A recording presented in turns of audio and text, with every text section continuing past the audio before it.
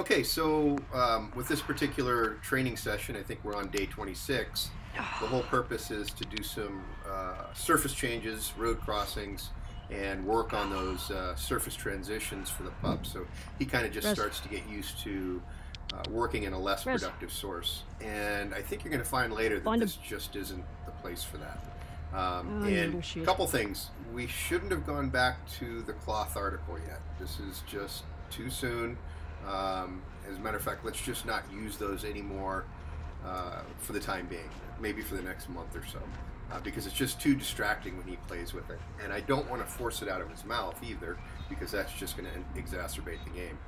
Now, you've probably already realized that this just isn't the place to train, and here's the reason why. You have too many visual distractions, number one. He's in a place he's never worked in before. You're working in an area where there's a lot of dog pee and dog poop. There's a lot of stuff on the horizon. There's people obviously jogging. I know you didn't expect it, but you almost have to anticipate it with this type of location. And here's the worst situation. You've added all these stimuli to his tracking in a condition with really poor productive source. The grass is super low, you got a lot of dirt, so he's not having scent hit in his face at the same time he's getting all these distractions hitting in his face. So I wouldn't even have worked here. I think when we're going to be working on the surface transitions, we have to make sure that we keep the good productive source high until we get to the surface change area. We also have to keep the distractions low, because it's going to be hard enough that he changes over to a new surface. He's going to have a problem with that. And what we need to do is keep everything else high in his little pea brain when it comes to the quality of the track. So when he does get to the surface change, he doesn't have such a big issue with it. So that's just impossible here, because the productive source is so bad and there's just too much stimuli for this little guy. Maybe in a couple months this will be something he can work in. It's just not the place now.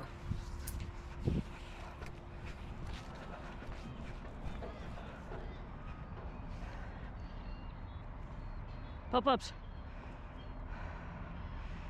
We're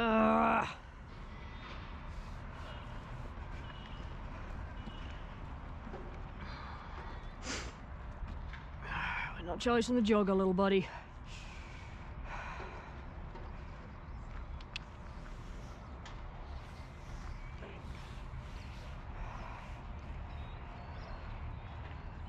Pop-ups.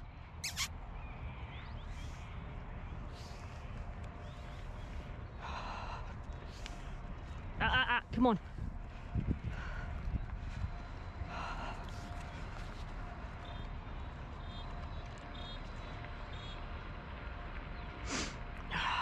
Come on, little man. Too many cross trails, hey?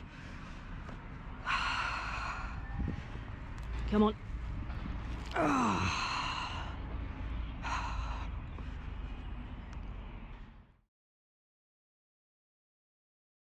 Now this place is a little bit better because you don't have as much stimuli, you don't have as much activity from a sight and sound perspective. But if we're going to be working on surface changes, your initial productive source is not so great.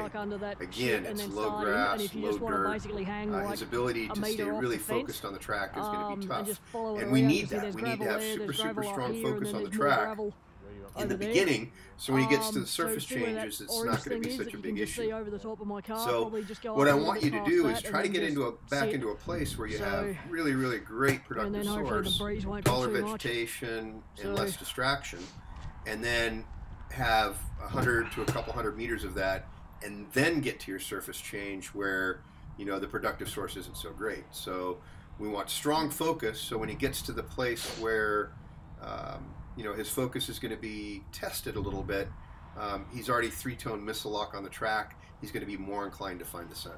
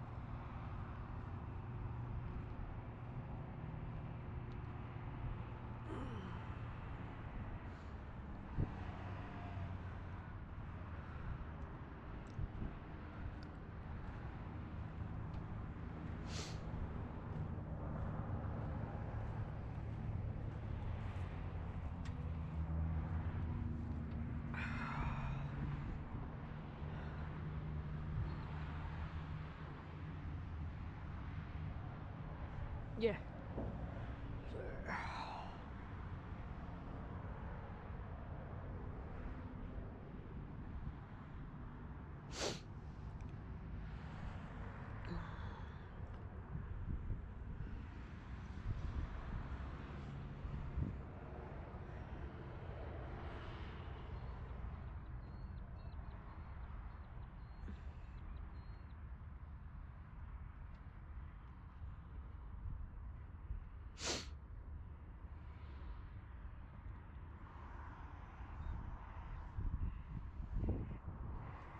Midget.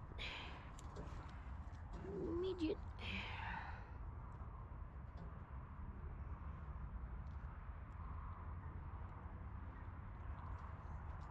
You shooky. You shooky.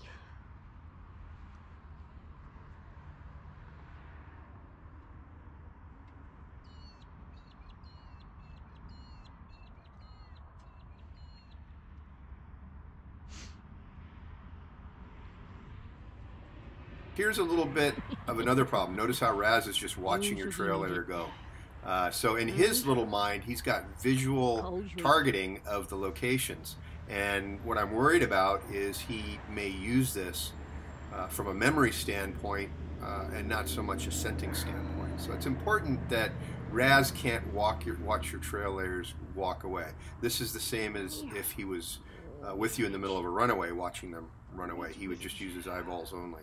So this is something we don't want to do in the future. There it is. Okay, so this productive source is not as bad. It's taller grass than what you had, so it's a halfway decent starting point. I would prefer less visual stuff on the horizon for him because I think he'll be less visually cued on things, which helps keep the distraction level low. But regardless, it seems like he's doing actually a pretty good job right here. He's getting, he got a good scent picture and a very, very good start. And it's obvious, it's very, very clear that he's following odor. He comes up and off of it here for just a second and then gets right back on the track line. And you kind of need to understand why he gets off the track line. I think it's a combination of two things. First, visual distractions. He sees things in the distance. And then secondly, I think you got a lot of wind-blown odor because there's nothing to stop blown scent here. You have no trees, no barriers, nothing. But still, he whatever it was, visual or air scent, he came back to the track line, did pretty good. But you're seeing that we're running into a little bit of an issue with some of the different things that are laying about here. You've got a lot of debris and a lot of trash. And at this stage of the game, we really don't want these things in such quantity. It's not a big deal if he runs into a few of them, but if he runs into a lot of stuff and it really distracts him, we're going to have an issue. So I'm not sure if this is your first road crossing, but if it is, he does quite a good job, and I think it's because he detects the odor of the track on the other side of the gravel, which is perfectly fine. Again, kind of like what we were talking about in the beginning of your fire trails, it doesn't matter how he gets from point to A to point B, as long as he figures something out on his own. And I think what he figured out there is that he smelled the odor on the other side. Okay, so he just got another big distraction right there, and I think it was that bird flying off in the distance. He gave it up, went back to the track, so that's a really good thing. So overall, not so bad. I mean, I think he worked, but I would like to have a little bit more focus in his work. So we're going to have to pick a better spot.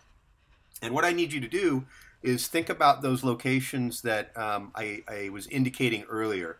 I'm going to put this map in there, this sample map that I had done earlier with the type of kind of location I'm looking for. And I'll explain why it's so important in just a second. So the difference here is you're going to be working through kind of a wooded area, and the whole purpose of this is to keep your productive source nice and tight and to keep the visual distractions down to a minimum. And 9 times out of 10, we're not going to have as many people working in the middle of the woods. Instead, they're going to walk the paths that you can see here in the map. So you kind of get some surface changes plus some distractions in the middle of some really great productive source. And then you get the big road change, surface change and road crossing towards the end of the track. And in this way, what we do is we keep his focus super, super high due to the great productive source, and low visual and audible stimuli. We need that when we're building his ability to negotiate these surface changes. So this is the type of area you need to use. Now I know that traffic was not so great at this place, but this kind of just gives you an idea of the general type of visual location that we want to have. Really great reward at the end. I love how he just kind of gets right into the middle of all the fun and the enjoyment, and more importantly, the treats. And then right as he starts to get him, your trail layer beats feet again, and it just stimulates Raz over the top. And this is what this little extra runaway is great for, because it just builds up his enjoyment and his love for the game. You know, and you can see it in him right here. So really good job with that. Doggy Horn, get him.